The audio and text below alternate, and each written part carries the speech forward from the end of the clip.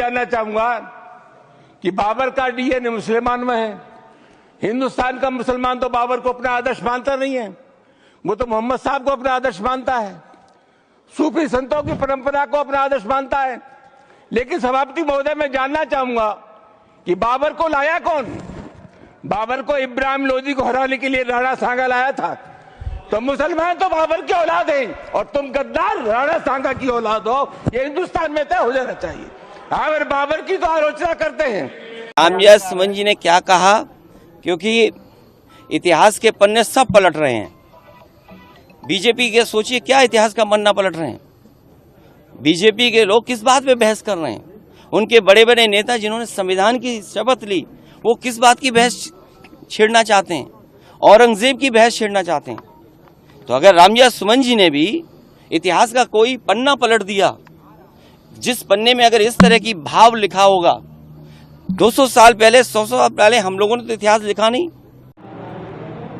आजकल ऐसे जिनको प्रेस समाजवादी पार्टी देती है, जिसमें से एक उनके सांसद हैं राम जी लाल जी सुमन, जो कि सदन के अंदर जिनको देश के वीरों के विषय में नहीं मालूम है और उनके विषय में गलत बातें करते, जिस तरीके से उस व्यक्ति ने बात की, उससे पूरा का पूरा भारतीय समाज, जिसमें वो हर व्यक्ति भारतीय आता है जो देश के प्रति जागरूक है, जो जानता है किस तरीके से राणा सांगा ने बाबर के खिलाफ युद्ध किया और उसको एकदम हराने के कगार पे थे।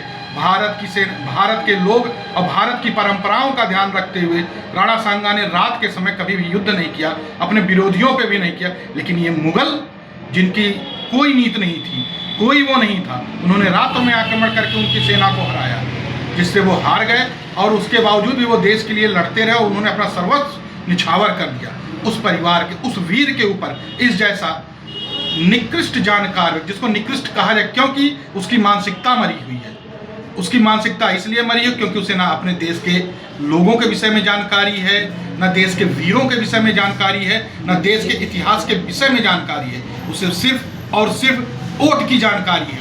उसे केवल वोट चाहिए। वोट के लिए वो अपना सब कुछ निछावर करने के लिए तैयार है। उसके लिए वो अपने परिवार को सड़क पे बैठाने के लिए तैयार है, क्योंकि उसे देश से मतलब नहीं है। उसे सिर्फ और सिर्फ इस बात से मतलब है कि उसकी पार्टी, समाजवादी पार्टी के वो चाटुकार और समाजवादी पार्टी के वो गुंडे कैसे आगे बढ़ें और कैसे शासन सत्ता में बने रहे। इसके लिए वो देश का भी अपमान करेगा, क्षत्रियों का भी अपमान करेगा। उन क्षत्रियों, क्योंकि क्षत्रिय उस समय जाति प्रथा नहीं होती थी, जातियों पे काम नहीं होता था। वो हर व्यक्ति क्षत्रिय था जो देश के लिए लड़ता था, और उसने उन सभी क्षत्रियों का सम्मान किया है जो देश के लिए असम्मान किया है, जिसने देश के लिए लड़ा और लड़ने की कोशिश की।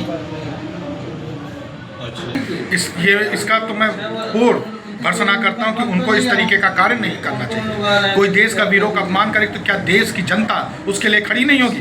करड़ी सेना में बहुत से लोग ऐसे थे